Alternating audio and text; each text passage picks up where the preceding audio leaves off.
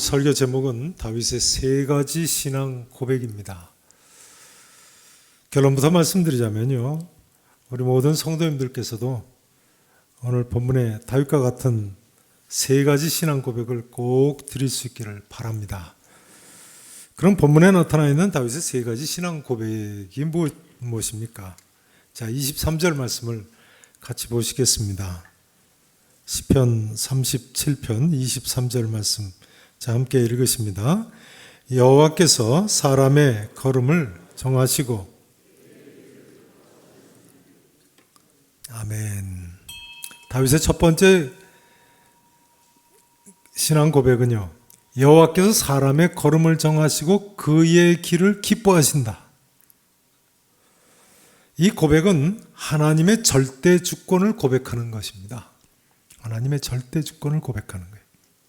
달리 이야기하자면 하나님의 예정과 섭리를 고백하는 것입니다. 하나님께서 사람의 걸음을 정하시고 그의 길을 기뻐하시니까요. 칼빈주의 개혁주의의 가장 큰 특징은 이처럼 하나님의 절대 주권을 믿는 것입니다. 이것이 성경적이죠. 에베소서 1장 11절에 보면 모든 일을 그의 뜻의 결정대로 일하시는 하나님의 계획을 따라 우리가 예정을 입어 그 안에서 기업이 되었다, 이렇게 나와 있습니다. 모든 일을 그의 뜻의 결정대로 일하시는 하나님의 계획을 따라서, 그러니까 하나님의 절대 주권이신 거죠. 우리가 예정을 입었다. 우리가 뭘 입었다고요? 예정을 입었다니까요. 요한 칼빈은 이처럼 모든 것이 하나님의 예정이라고 하면서 각자가 자기의 주어진 일에 그렇기 때문에 충실해야 한다고 주장을 펼쳤습니다. 그 일이 무엇이든 간에 하나님께서 절대 주권하에 내게 맡기신 일이기 때문에요. 각자가 자기의 주어진 일에 충실해야 한다는 거예요. 당연한 논리죠. 역사학자들은 요한 켈빈의 이런 주장이 사람들에게 직업의 소명감을 갖게 함으로써 유럽의 상공업이 크게 발달하는데 크게 기여했다고 했습니다. 그러니까 유럽이 잘 살게 되는데 기여했다는 거예요. 자연인은 하나님의 예정과 섭리를 싫어합니다. 자연인은 아니야, 하나님 없이 살려고 하는 죄인들이니까요. 그러나 성경은 분명히 이처럼 하나님께서 사람의 걸음을 정하시고 그의 길을 기뻐하신다고 선포하고 있습니다. 잠언 20장 24절에 보면요, 사람의 걸음은 여호와로 말미암나니 사람이 어찌 자기의 길을 알 수 있으려 했습니다. 잠언 16장 9절에 보면 사람이 마음으로 자기의 길을 계획할지라도 그의 걸음을 인도하시는 이는 여호와시니라 했습니다. 심지어 잠언 16장 33절에서는요, 제비는 사람이 뽑으나 모든 일을 작정하기는 여호와께 있느니라 했습니다. 그러니 여러분, 오늘 이처럼 하나님께 예배 드리시게 된 것 누가 우리에게 허락하신 것입니까? 하나님께서요. 단순히 내가 예배 드리려고 해서 예배당에 혹은 각 가정에서 예배를 드리게 됐습니까? 아니죠. 사람이 마음으로 자기 길을 계획할지라도 그의 걸음을 인도하시는 분은 누구시라고요? 여호와 하나님이세요. 여러분, 이 시간 예배 드리게 된 것 하나님께 감사하시며 예배 드리시기 바랍니다. 우리 민족 모두가 오늘의 다윗처럼 하나님의 절대 주권을 고백할 수 있기를 진심으로 바랍니다. 이제 다윗의 두 번째 고백은요, 24절에 나와 있습니다. 자, 24절 같이 함께 읽으십니다. 자, 읽으십니다. 아주 어떻게 되지 않아요? 엎드러지지는 않는다는 거예요. 왜요? 여호와께서 그의 손을 붙들어 주시기 때문에. 이것은 신학적으로는 성도의 견인이라고 고백합니다. 모든 사람에게 있어서 중요한 신앙 고백은요, 이처럼 하나님의 절대 주권 고백과 더불어서 성도의 견인의 고백이 필요합니다. 견고할 견자, 참을 인자입니다. 영어로는 perseverance of the saints라고 하는데요. 한번 따라서 하실까요? 하나님의 절대 주권, 하나님의 절대 주권 고백, 성도의 견인의 고백, 성도의 견인의 고백. 여호와께서 그의 손으로 붙드심으로 넘어지더라도 아주 엎드러지지는 아니한다. 이 사실을 찰스 스펄전 목사님은 대왕을 항해하는 사람의 비유를 했어요. 그래서 항해하다가 갑판에 넘어지는 일은 있어도 바다에 아주 빠지지는 않는 것과 같다고 했습니다. 아무튼 예수 믿는 사람도 때로 넘어질 때가 있죠. 그러나 중요한 점은 아주 엎드러지지는 않는다는 점입니다. 잠언 24장 16절 말씀드려요. 의인도 7번 넘어질 수도 있는 것입니다. 그러나 8번째 다시 일어날 수 있는 줄로 믿으셔야 합니다. 욥기 5장 18절 19절에 보면 이렇게도 나와 있습니다. 하나님은 아프게 하시다가 싸매시며 상하게 하시다가 그 손으로 고치시나니 6가지 환난에서 너를 구원하시며 7가지 환난이라도 그 재앙이 내게 미치지 아니하시느니라. 믿으십니까? 믿으셔야 돼요. 여러분, 우리는 우리의 이 손으로 하나님을 잡고 사는 사람들이 아닙니다. 이 손으로 하나님 잡고 사는 사람들이 아니에요. 무슨 말씀이냐면요, 우리가 이 손으로 하나님을 잡은 것이 아니라 하나님께서 우리의 이 손을 잡으신 거예요. 마치 아빠와 함께 외출하는 아기들이 아기가 아빠 손을 잡은 것이 아니라 아빠가 아기 손을 잡듯이 말입니다. 그런 전능하신 사랑의 하나님께서 자녀된 우리의 손을 놓치실 리가 있겠습니까? 그러므로 성도의 견인을 우리가 믿을 수 있는 것이고 7번 넘어져도 8번째 다시 일어날 수가 있는 것입니다. 우리는 그저 하나님께 맡기게만 하면 되는 거예요. 주님여 이 손을 꼭 잡고 가소서. 약하고 피곤한 이 몸을 폭풍우 흑암 속 해치사 빛으로 손잡고 날 인도하소서.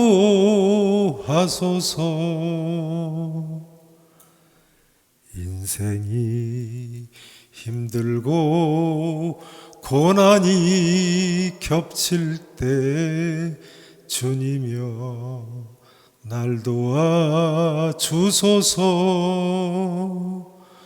외치는 이 소리 귀 기울이시사 손잡고 날 인도하소서.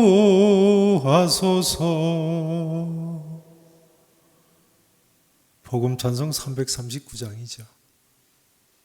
우리 찬송 한번 하시고 또 말씀 생각해 보실까요? 복음 찬송 339장입니다. 주님여 이 손을 꼭 잡고 가소서. 약하고 피곤한 이 몸을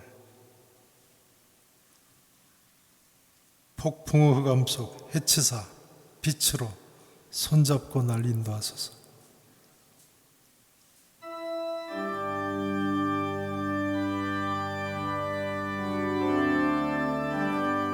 주님여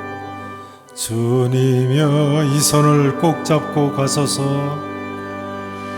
꼭 잡고 가소서. 약하고 피곤한 이 몸을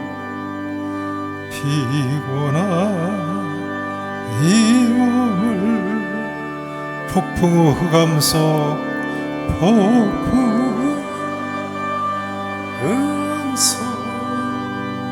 해치사 빛으로 손잡고 날 인도하소서.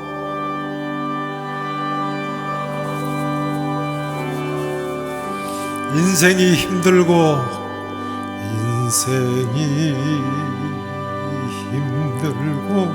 고난이 겹칠 때 주님이여 날 도와주소서.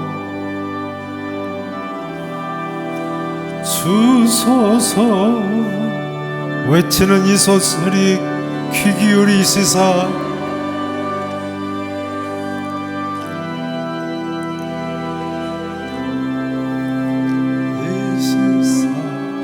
손잡고 날 인도하소서.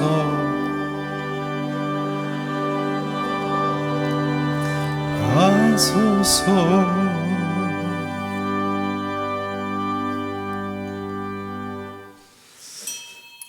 이제 이 의문을 한번 생각해 보셔야겠습니다.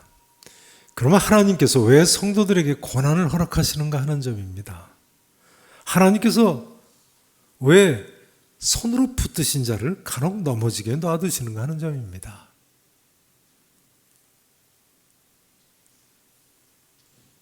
비록 아주 엎드러지게 하지는 않으신다고 해도 말이죠. 전에 미국서 유학 중에 방학이 돼서 한국에 들린 후배 전도사님이요, 저희 집에 와서는 심각하게 이런 이야기를 하세요. 말씀이 인격을 변화시키지 못하는 것을 볼 때 절망을 느낀다는 거예요. 미국 미시간에 있는 한인교회에서 목회하던 친구인데요, 위스콘신 주립대학 히브리어과에서 히브리어 성경 원문을 연구하는 학생이었는데요, 지금 귀국을 해서 신학교 구약학 교수가 된 후배죠. 근데 자기가 히브리어 성경 원문을 연구하고 미국에 있는 한인교회에서 아무리 말씀을 열심히 선포해도 변화가 일어나지 않더라는 거예요. 그래서 하는 이야기였습니다. 말씀이 인격을 변화시키지 못하는 것을 볼 때 절망을 느낀다. 제가 이렇게 이야기했습니다. 말씀이 성도들의 인격을 쉽게 변화시키지 못하는 것은 사실이다. 그러나 그럴지라도 힘을 내서 말씀을 준비하고 설교하고 성경을 가르쳐야 하는 세 가지 이유가 있는데, 첫째는 그것이 하나님의 명령이기 때문이다. 두 번째는 나 또한 같은 죄인이기 때문이다. 나도 같은 죄인임을 생각할 때 힘을 얻어서 계속 전할 수 있다. 세 번째는요, 이렇게 이야기했습니다. 그 뿌려진 말씀이 훗날에 그 사람에게 고난이 임할 때 열매를 맺기 때문에 지금 힘내서 전할 수 있다. 공감이 되십니까? 그렇죠. 인간은 다 엄청난 죄인들입니다. 그러니 하나님 말씀 바꿔도 잘 변화되지 않습니다. 유감스러운 이야기입니다만 사실입니다. 인간이 쉽게 변하지 않습니다. 그러나 고난이 올 때는 그 뿌려진 말씀의 씨앗이 비로소 30배, 60배, 100배의 결실을 맺을 줄로 믿으셔야 합니다. 그러니까 고난에는 하나님의 특별하신 뜻과 섭리가 있는 것입니다. 찰리 위드메이어라는 1960년대 중반에 미국 미식 축구팀이었던 미시간 주립대학, 그때 당시에는 아주 인류팀이었는데 이 미시간 주립대학의 스타 선수가 루게릭병으로 다리를 쓸 수 없게 돼서 휠체어를 타게 됐습니다. 나중에는 43살 때는 목 아랫부분의 근육을 전혀 움직일 수가 없게 됐습니다. 심지어 호흡을 할 수 없어서 인공호흡기에 24시간 의존을 하고 살게 됐습니다. 발음기관에 근육까지 퇴화해가지고 아내하고 간호사가 통역을 해줘야만 의사소통이 가능했습니다. 근데 놀라운 것은요, 이런 찰리가 오히려 수많은 사람들을 위해서 헌신을 했다는 거예요. 아내 루시와 함께 교회나 학교, 청소년 캠프 같은 곳에서 한 주일에 2-3번씩 강연을 특별히 10대들한테 했는데요, 그때마다 이렇게 이야기했답니다. 여러분, 내일 아침 잠영종이 울리고 정말 일어나기 싫을 때 혼자 힘으로 잠자리에서 일어날 수 있다는 사실만으로도 기뻐하셔야 됩니다.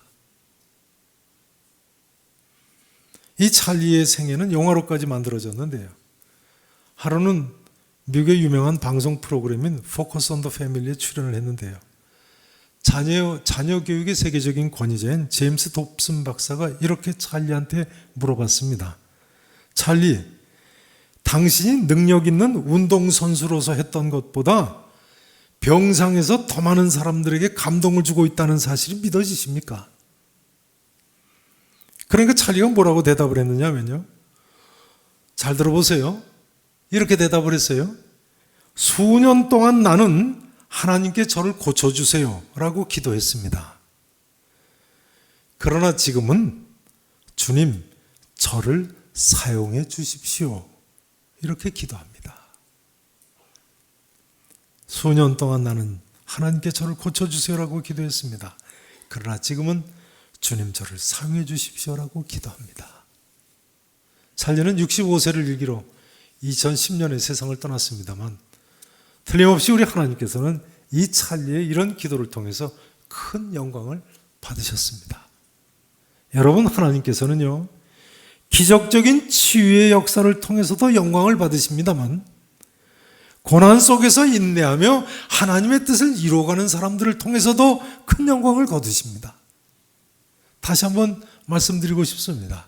하나님께서는요, 기적적인 치유의 역사를 통해서도 영광을 받으십니다만 고난 속에서 인내하며 하나님 뜻을 이루어가는 사람들을 통해서도 큰 영광을 거두십니다. 틀림없습니다. 미국의 이사벨 데이비스라는 부인은요, 해산을 하다가 갑자기 하반신을 전혀 쓰지 못하게 되는 불치의 병에 걸렸습니다. 이 병을 고치기 위해서 많은 재산을 허비했습니다만 병세가 점점 더 악화됐습니다. 그래서 마침내는 병 치료를 포기하고 나머지 돈을 6.25 전쟁 때 전쟁 고아들을 위해서 한국으로 보냈습니다. 그걸 기금으로 해서 부산에 고아원이 생겼는데요. 후에 고아원이 학교가 됐습니다. 이사벨 데이비스 부인이 그 후에 1년 만에 세상을 떠났습니다. 장례식에 모인 가족과 친지들이 그 이사벨 부인이 아무도 모르게 자신의 치료비를 한국 땅에 보내서 학교가 세워지게 됐다는 사실을 알고 놀랐습니다. 이 이사벨 부인의 치료비에 의해서 세워진 그 학교가 설립 2주년 되는 날에 남편인 데이비드 씨가, 그러니까 이미 아내는 세상 떠난 거죠. 남편인 데이비드 씨가 한국에 초청을 받고 학교 설립 기념식에 참석하게 됐습니다. 근데 그때 그 학교가 건축 중이었는데 재정이 부족해서 곤란하다는 이야기를 듣고는 데이비드 씨가 미국으로 돌아가서 자기 집을 저당 잡혀서 6만 불 정도를 한국으로 보내줬습니다. 그때 당시에 6만 불이면 대단한 돈이죠. 그 학교가 바로 오늘날 부산의 이사벨 중고등학교입니다. 미션 스쿨이죠. 이런 감동적인 이야기들이 얼마나 많습니까? 성도들의 모든 고난에는 분명히 하나님의 뜻이 있습니다.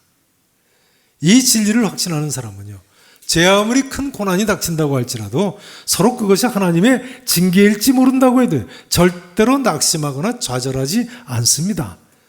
또 넘어졌다고 해도 이번엔 내 손을 잡으신 하나님께서 어떻게 언제 일으켜 주실까 하는 기대감 속에 살 수 있는 거예요. 믿으십니까? 이것이 바로 우리의 희망이요 소망입니다. 이런 믿음과 소망 가운데 8번째라도 다시 일어나는 우리 믿음의 사람들이 되시기를 진심으로 축원합니다. 이 성도의 견인의 약속은요, 하나님께서 한번 택하시고 자녀 삼으신 후에는 무슨 일이 있어도 버리지 않으신다는 기독교의 중요한 교리입니다. 그렇죠. 일단 아버지와 아들의 관계가 되면 끊어버릴 수가 없는 거죠.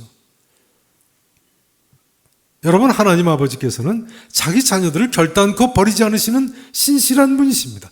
그러므로 우리가 구원을 확신하며 살 수 있는 것이죠. 이 성도의 견인의 약속은 신약의 성도들을 통해서 성취됐습니다. 누구를 통해서 성취됐다고요? 우리들을 통해서요. 그러므로 로마서 8장 35절 이하에 사도 바울은 이렇게 외쳤습니다. 누가 우리를 그리스도의 사랑에서 끊으리요? 내가 확신하노니 사망이나 생명이나 천사들이나 권세자들이나 현재일이나 장래일이나 능력이나 높음이나 깊음이나 다른 어떤 피조물이라도 우리를 우리 주 그리스도 예수 안에 있는 하나님의 사랑에서 끊을 수 없으리라. 믿으십니까? 다시 한번 질문을 드려보고 싶습니다. 그러니 말이죠.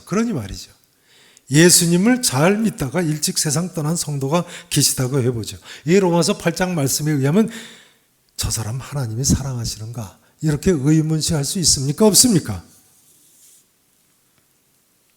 누가 우리를 그리스도의 사랑에서 끊으리요? 내가 확신하노니 사망이나 생명이나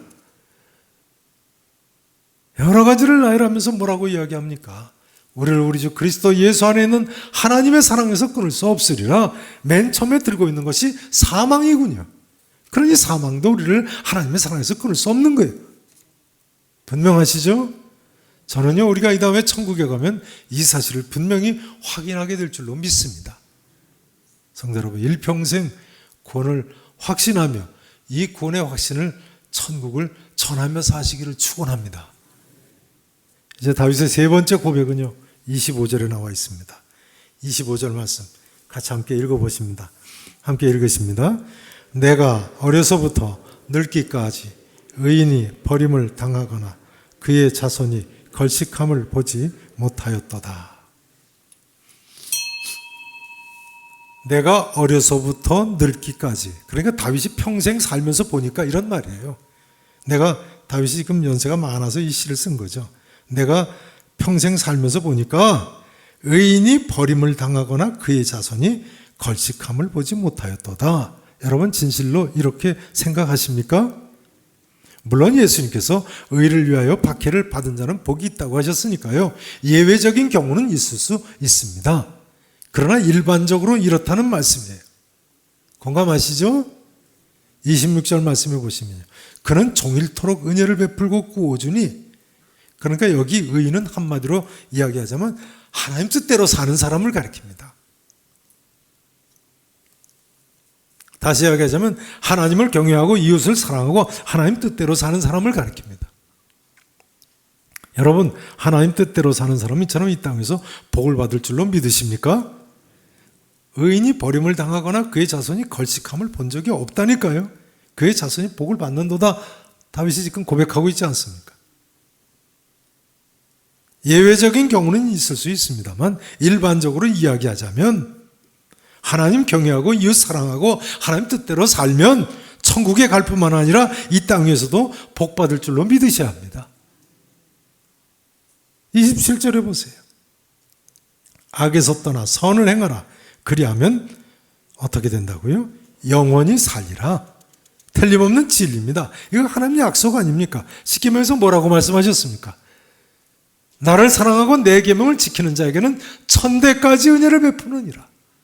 출애굽기 20장 6절 말씀이죠. 이것은 성경 전체의 가르침입니다. 거기 아래 29절에도 보시면요, 의인의 입은 29절 보세요. 의인이 땅을 차지하며 거기서 영원히 살리로다 했어요. 의인이 뭘 차지한다고요? 땅을 차지해요. 시편 25편 13절을 보세요. 25편 13절 한번 보시겠습니다.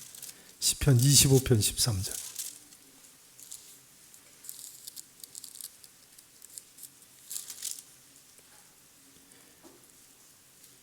다 각 가정에서도 찾으시고 한번 읽어보시죠.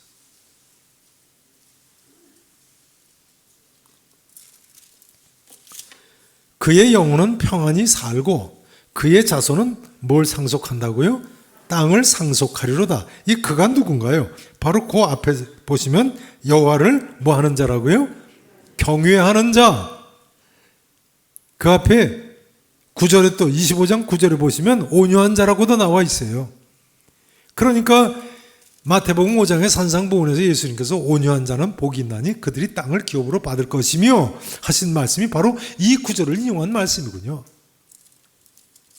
그러니까요, 하나님을 경외하고 온유한 자, 그 하나님 뜻대로 사는 사람들은 이 땅에서 복을 받는다는 것이 신구약 성경 전체의 가르침인 거예요. 전에 처음 신앙생활할 때는 성도가 이 땅에서 잘 된다는 것을 아주 못마땅하게 생각했었습니다. 기복신앙인 것 같아서 말이죠. 물론 기복신앙은 문제가 있습니다만 그럼에도 불구하고 이 가르침은 틀림없는 신구약 성경 전체의 가르침인 거예요. 또 사실인 거예요. 이 가르침이 물론 의인이 언제나 세상적으로 부귀영화 누리고 만사형 당한다는 뜻은 아니죠. 앞서 말씀드린 대로 의인도 아주 엎드러지지는 않지만 넘어지기도 한다는 것이 전제 아니었습니까? 그렇다면 이 구절은 의인은 하나님께서 영원히 버리지 아니하신다는 뜻이기도 한 거예요. 소위 성도의 견인에 대한 다윗의 또 다른 신앙 고백이에요. 우리 하나님께서 우리를 7번 넘어져도 8번째 일으키시면서 영원한 하늘나라에까지 인도해 주실 줄로, 그러므로 모든 사람은 믿어야 되는 거예요. 아무튼 이제 다윗은요, 27절에 보시면 악에서 떠나 선을 행하라. 구체적으로 우리가 복받으며 살 수 있는 삶의 원리를 제시하고 있어요. 따라서 하실까요? 죄송합니다. 따라서 하십니다. 악에서 떠나 선을 행하라. 악에서 떠나 선을 행하라. 구체적인 복받으며 살 수 있는 삶의 원리예요. 26절에 본 대로 의인은 종일토록 은혜를 베풀고 꾸어준다고 돼 있어요. 그러니까 하나님 사람들은요, 어떻게 살아야 복받고 살고 궁극적으로 인생이 어디를 향해 가는지를 아는 사람들이. 사실은 세상 사람들은 이 이치를 알지 못하기 때문에 죄짓고 마음대로 살고 인생이 길이 자기 마음대로 되는 것 같이 착각하고 헛된 삶을 살고 있는 거죠. 이제 오늘의 말씀 요구를 마쳐야 되겠습니다. 우리는 다 죄인들입니다. 궁극적으로는 예수 그리스도를 믿어야만 하나님 앞에 의인 될 수 있는 사람들입니다. 예수 그리스도를 믿고 거듭나야 열매 맺는 삶이 가능한 것이죠. 그러나 때로는 실수도 하고 넘어지기도 합니다. 그러나 그렇다고 할지라도 하나님께서 함께 하심으로 다시 일어나서 성령의 열매를 맺을 수 있는 것입니다. 성도 여러분, 예수 그리스도를 믿음으로 다윗과 같은 신앙 고백과 함께 천국 가는 그날까지 일평생 복된 삶, 승리의 삶을 사실 수 있기를 우리 구주 예수 그리스도 이름으로 간절히 축원하겠습니다. 기도하시겠습니다.